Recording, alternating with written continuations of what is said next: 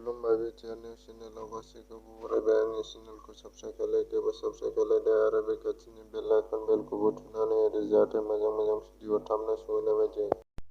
फैबाय थानाय आसाम एसेम्बलि 57 नं रङिया बियाबाव उदां बिजाथि महरै गसंथादों साहाबुद्दिन आली आहमेद बिथाङा रावजोंबो लोगो जायालासेनो हारसिङै इलेक्सन गेलेनो नागिरदों। बिथाङा रावजोंबो दोलोजों लोगो लायालासेनो हारसिङैनो बिसायख'थि गेलेनो नागिरदों।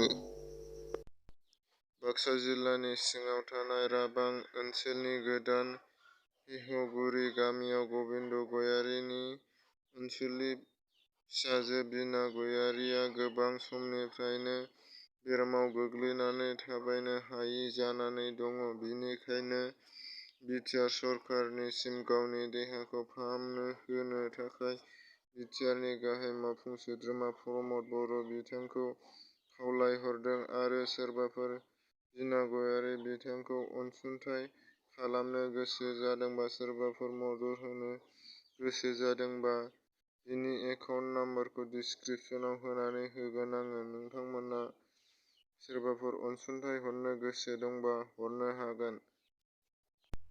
70 नं बियाबनि इउपिपिएल दोलोआव गोबां सुबुंफोरा गुबुन गुबुन राजखान्थि हान्जानिफ्राय इउपिपिएलआव हाबफैदों आरो इउपिपिएलखौ मोजां मोननानै इउपिपिएलआव खामानि मावनो थाखाय गोबां दोलोनिफ्राय इउपिपिएल दोलोआव हाबफैदों आरो हारि जौगानायनि खामानि मावलांनो हागोन होननानै इउपिपिएल दोलोआव जयेन जाफैदों।